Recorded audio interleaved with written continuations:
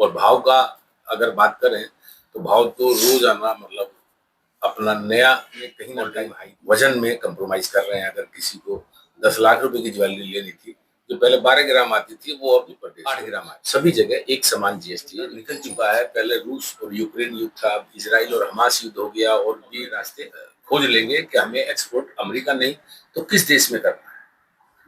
जिंसों की तेजी मंदी, आयात निर्यात की जानकारी, उद्योग व्यापार संबंधी एक्सपो प्रदर्शनी की हर खबर से रखे आगाह, देखते रहें।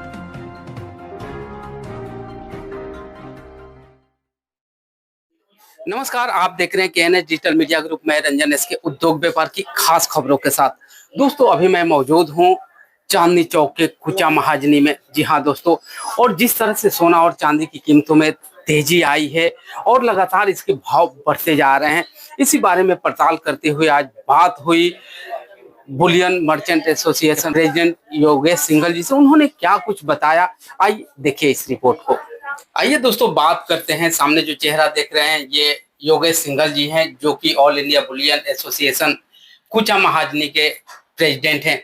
दोस्तों, जिस तरह से गोल्ड की चर्चा ऑल ओवर वर्ल्ड जिस तरह से हो रही है, इंडिया भी इससे अछूता नहीं है। इंडिया में क्या कुछ स्थिति है, आइए योगेश जी से बात करते हैं, क्या बता रहे हैं। कारण कि आने वाले टाइम में दोस्तों अभी दीपावली के 10 दिन भी नहीं रह गए हैं। धनतेरस पर सोना और चांदी की बिक्री जो है जम करके होती है। क्या इन भावों पर खरीदार इन दिनों है मार्केट में या नहीं है? Yogesh ji, KNH digital media में आपका स्वागत है सर। इन दिनों क्या स्थिति है, क्या हलचल चल रही है सर? सभी का अट्रैक्शन जो है गोल्ड की तरफ है। देखिए, हमारे ज्वेलर ने पिछले 4-5 महीने से बहुत मंदा भुगता है। कारीगरों ने भी बहुत मंदा भुगता है, बड़ी दिक्कतों का सामना किया है। अभी पहले नवरात्रि से बाजारों में हलचल है और काम चल रहा है। ऐसा लगता है कि सबकी दिवाली अच्छी जाएगी। और भाव का अगर बात करें तो भाव तो रोजाना मतलब अपना नया ऑल टाइम हाई तोड़ते जा रहे हैं, जिससे हमारे ग्राहकों को दिक्कत हो रही है। वो अपने कहीं ना कहीं वजन में कंप्रोमाइज कर रहे हैं। अगर किसी को 10 लाख रुपए की ज्वेलरी लेनी थी जो पहले 12 ग्राम आती थी वो अब 8 ग्राम आ रही है, तो कहीं ना कहीं कंप्रोमाइज वो वजन में कर रहे हैं। जिस तरह से पिछले दिनों मोदी जी ने कहा था सर कि उत्सव मनाइए, तो खास करके अगर हम देखें गोल्ड इंडस्ट्री में, तो क्या लग रहा है कि गोल्ड इंडस्ट्री में उत्सव मनाने वाली स्थिति अभी है? बिल्कुल, पूरे भारत देश में गोल्ड उत्सव और अभी जीएसटी में जो रिफॉर्म लाए हैं उसका उत्सव मनाने का समय है।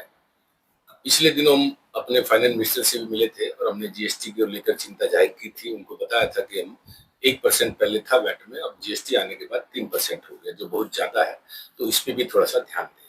बाकी चीजों में जो रिफॉर्म हमारी सरकार लेके आई है उससे लोगों को बहुत राहत मिली है और लोगों की परचेजिंग पावर बढ़ी है। इससे कहीं ना कहीं इकोनॉमी में बूस्ट आएगा। इसी क्रम में यदि बात करें सर गोल्ड के बारे में, सोना के बारे में, अगर हम इंपोर्ट करते हैं तो अभी इंपोर्ट ड्यूटी किस तरह से है, और यहाँ से जब खरीदार जो है खरीदने आते हैं तो उन पर जो है कितना जीएसटी है, क्या कुछ है, इसका फॉर्मूला जो है थोड़ा सा समझा दे हमारे दर्शकों को। देखिए, जब गोल्ड आयात किया जाता है किसी भी देश से तो उसके ऊपर 6% इम्पोर्ट ड्यूटी लगती है जी, और इंडिया में ज्वेलरी बनने के बाद में 3% जीएसटी चार्ज किया जाता है। यानी कि इंटरनेशनल लेवल से 9% हमारे यहाँ पर टैक्स चुकाने के बाद में ज्वेलरी बेची जाती है। कुल मिला के इंटरनेशनल मार्केट में और इंडिया की मार्केट में 9% का डिफरेंस है। अगर कोई खरीदार आपके यहाँ आता है, कोई चैन लेता है, किसी भी तरह का ज्वेलरी लेता है, तो आप उस पर कितना जीएसटी चार्ज करते हैं? वो 3%, सोने चांदी हीरे पे सब पे 3% है। उसी 3% ही पूरे भारतवर्ष में चार्ज किया जाता है। दिल्ली हो चाहे दिल्ली के अलावा कोई भी प्रदेश हो, सभी जगह एक समान जीएसटी है जो कि 3%। मेकिंग चार्ज भी एक होता है सर, क्या कुछ लगता है? अलग अलग ज्वेलरी पर अलग अलग चार्जेज होते हैं या किसी खास ज्वेलरी पर खास चार्जेज होते हैं? देखिए, जो रफ सोना होता है उसमें उसको 22 कैरेट बनाने के लिए 8% उसमें चांदी और तांबा मिलाया जाता है जी, या इम्पोर्टेंट एलॉय मिलाया जाता है जिसकी कॉस्टिंग होती है। उसके बाद उसको गलाया जाता है और उससे जेवर तैयार किए जाते हैं। इन सब में सोना घटता है। उसके अलावा जो होलसेलर है, मैन्युफैक्चरर है और रिटेलर है, उसका भी मार्जिन है। तब जाकर के ये मेकिंग चार्जेस डिसाइड होती है। अगर आप समझिए कि एक कमीज है 2 दिन में सिलती है और एक कमीज 10 दिन में सिलती है डिजाइनर, तो 10 दिन की यानी कि 5 गुना उसकी मेकिंग बढ़ गई, यानी कि कॉस्टिंग बढ़ गई। तो जो मेकिंग है वो ज्वेलरी की समय को देख करके डिसाइड की जाती है कि उसमें कितना खर्चा आ रहा है, कितनी वेस्टेज हो रही है और कितना समय उसमें खर्च हो रहा है। अभी सर जो वर्तमान भाव चल रहे हैं सोना और चांदी के, धनतेरस से पहले या धनतेरस वाले दिन क्या आप देख रहे हैं? देखिए, हमें तो अभी ये कह सकते हैं कि भी जो बड़े-बड़े एक्सपर्ट हैं, जो फाइनेंशियल एडवाइजर हैं, गोल्डमैन सैक्स जैसे लोग हैं, यही अपने टारगेट देते जा रहे हैं। रोजाना टारगेट को बढ़ा देते हैं कि अभी ये हाथीमथा आ गया, वैष्णो देवी का दरबार अभी आने वाला है, बस अभी आने वाला है। रोजाना अभी हम सुनते आ रहे हैं 1 लाख रुपए भाव था, वहां से 1,27,000 रुपए भाव आज हो चुका है, लेकिन इसकी तेजी थम नहीं रही है। नहीं, जिसके पीछे सबसे बड़ा कारण है डॉलर के अंदर विश्वसनीयता पैदा नहीं हो पा रही। सभी देश अपने डॉलर को, फॉरेक्स रिजर्व को सोने में कन्वर्ट कर रहे हैं। तो जो देश, जो सेंट्रल बैंक सोना बेचते थे, अभी वो खरीदार हो गए हैं और सोने का भाव कहीं भी जा सकता है। हमारे लोगों को सलाह यही है कि जिसको जो ज्वेलरी लेनी है, शादी ब्याह के लिए जरूरी काम निपटाने हैं, वो अपने हिसाब से निपटा ले, लेकिन ऐसा ना हो कि पैनिक बाइंग करके और कहीं शेलिंग आ जाए इसमें या मंदा आ जाए तो आपको नुकसान हो। अपने रिस्क को देखकर ही इसमें इन्वेस्ट करें।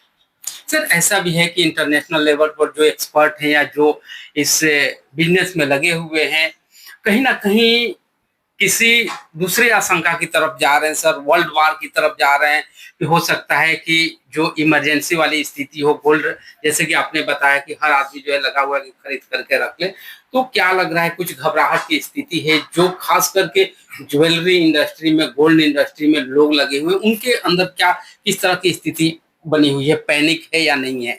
देखिए, अभी वो डर निकल चुका है। पहले रूस और यूक्रेन युद्ध था, अब इजराइल और हमास युद्ध हो गया और भी वेस्टर्न देश आपस में झगड़ रहे हैं, तो थर्ड वर्ल्ड वार की आशंका तो लगातार बनी हुई है। जब तक ये शांति नहीं होती है, जब से पहले रूस और यूक्रेन का युद्ध बंद होना चाहिए ताकि विश्व में शांति आए और जो महंगाई है वो कम हो। दूसरा, उसके बाद में जो ट्रम्प साहब हैं, टैरिफ वार लगा देते हैं, कभी कुछ कर देते हैं, कोई ना कोई स्टेटमेंट ऐसा देते हैं।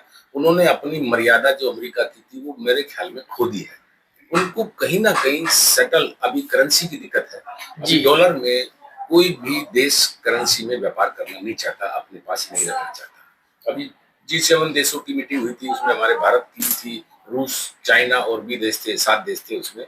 तो कहीं ना कहीं अगर उसका कोई डॉलर का सब्स्टिट्यूट खड़ा होगा वर्ल्ड में, तो कहीं ना कहीं फिर मंदी के असर नजर आएंगे। चलते चलते सर अंतिम सवाल आपसे, जो अमेरिकन ड्यूटी है, क्या उस ड्यूटी का असर गोल्ड पर दिख रहा है या उसी की वजह से इस तरह की चीजें आई है? देखिए, भारत देश मोदी जी के हाथों में है, मजबूत हाथों में है। और मोदी जी ने जो नारा लगाया स्वदेशी अपनाओ, वो बहुत बढ़िया नारा है।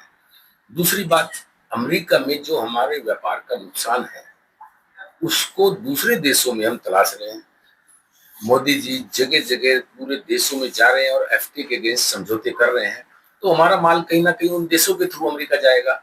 उनकी पब्लिक इतना टैरिफ वार लगने के बावजूद भी, 50-50% टैरिफ लगाने के बावजूद भी हमारा माल खरीद रही है। तो इंडिया को डरने की जरूरत नहीं है, यहाँ पर बिल्कुल हम सेफ हैं, सेफ हाथों में है और हमारा व्यापार ऐसे ही धीरे धीरे बढ़ता रहेगा। हम अपने रास्ते खोज लेंगे कि हमें एक्सपोर्ट अमेरिका नहीं तो किस देश में करना है। तो दोस्तों, आप सुन रहे थे योगेश सिंघल जी को। Yogesh ji, KNA digital media से बात करने के लिए आपका बहुत बहुत धन्यवाद सर। तो दोस्तों, जैसा कि योगेश जी ने कहा कि आप जो है पैनिक बाइंग ना करें। इसी तरह केएनए डिजिटल मीडिया देखते रहिए, लाइक कीजिए, शेयर कीजिए और सब्सक्राइब कीजिए। धन्यवाद।